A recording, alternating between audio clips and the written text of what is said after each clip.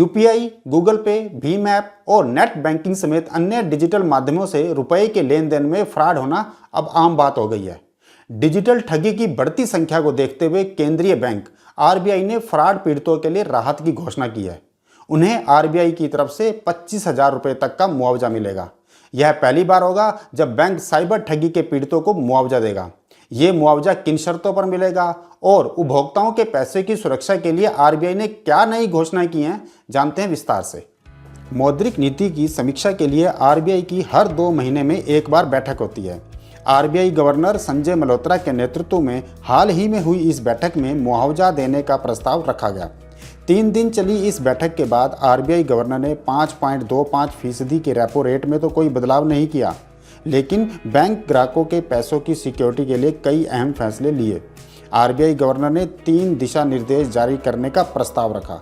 बैठक में कहा गया कि डिजिटल पेमेंट के दौरान छोटी रकम की ठगी मामलों में उपभोक्ता को अधिकतम 25,000 रुपये के नुकसान की भरपाई की जाएगी। देखिए, डिजिटल पेमेंट के दौर में ऑनलाइन फ्रॉड के मामले 40% तक बढ़े हैं, जिसके चलते लोगों को करोड़ों रुपए गंवाने पड़े। इनमें भी 65% केस ऐसे होते हैं जिनमें ठगी की रकम 50,000 रुपये से कम होती है। इसलिए सरकार आरबीआई ने ऐसे पीड़ितों को तत्काल राहत देने के लिए 25,000 रुपये मुआवजा देने का फैसला लिया है। यह प्रस्ताव पीड़ित के लिए बड़ी राहत लेकर आएगा। सबसे बड़ी बात यह होगी कि पीड़ित को मानसिक परेशानी के दौर से निकलने में आसानी होगी। यहाँ समझने वाली बात यह है कि आरबीआई नुकसान की 85% रकम की भरपाई करेगा। मान लीजिए यदि आपके साथ 10,000 रुपये का डिजिटल फ्रॉड हुआ है तो आरबीआई उसका 85% यानी 8500 रुपये का मुआवजा देगा। यदि आपके साथ 1 लाख रुपये का फ्रॉड हुआ है तो 85% के हिसाब से 85,000 रुपये में से आरबीआई आपको 25,000 रुपये की भरपाई करेगा। यानी नुकसान के मुआवजे की लिमिट 25,000 रुपये है। नुकसान का 85% या 25,000 रुपये में से जो भी कम होगा वह मुआवजे के रूप में आपको मिलेगा।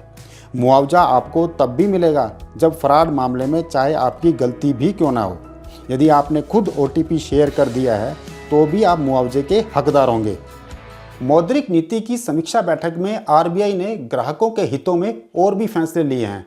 मिस सेलिंग और रिकवरी एजेंटों पर भी आरबीआई ने शिकंजा कसा है। इसके अतिरिक्त सीनियर सिटीजन से संबंधित लेन देन को और ज़्यादा सुरक्षित बनाया जाएगा। डिजिटल पेमेंट में उनके फिंगरप्रिंट और वॉइस वेरिफिकेशन के इस्तेमाल का प्रस्ताव बैठक में रखा गया है। नए फैसलों के अनुसार बैंकों पर थर्ड पार्टी प्रोडक्ट्स की मिस सेलिंग रोकी जाएगी। नई गाइडलाइंस के अनुसार उपभोक्ता की ज़रूरत के हिसाब से कोई फाइनेंशियल प्रोडक्ट बेचा जा सकेगा। वहीं दूसरी ओर लोन लेने के बाद कर्ज नहीं चुकाने की स्थिति में रिकवरी एजेंटों की बढ़ती गुंडागर्दी और मनमर्जी पर अंकुश लगाने का फैसला भी इस बैठक में लिया गया। समीक्षा बैठक के बाद आरबीआई गवर्नर संजय मल्होत्रा ने कहा कि जनता के सुझाव पर लोन रिकवरी एजेंटों को लेकर सख्त नियम बनाए जाएंगे। फिलहाल बैंक और नॉन बैंकिंग फाइनेंशियल कंपनीज यानी एनबीएफसी के लिए बने अलग अलग नियमों को अब एक साथ मिलाया जाएगा, ताकि कानून का पालन करवाने में किसी प्रकार की ऊहापोह की स्थिति ना रहे और रिकवरी एजेंटों पर नकेल कसी जा सके और बैंकों की जवाबदेही बढ़ाई जाएगी। मौद्रिक नीति की समीक्षा बैठक में लिए फैसलों को सही ढंग से लागू किया जाता है तो आने वाले समय में ग्राहकों को निश्चित ही राहत मिलेगी। आपको हमारी जानकारी कैसी लगी, कमेंट करके जरूर बताएं और देखते रहें दैनिक ट्रिब्यून।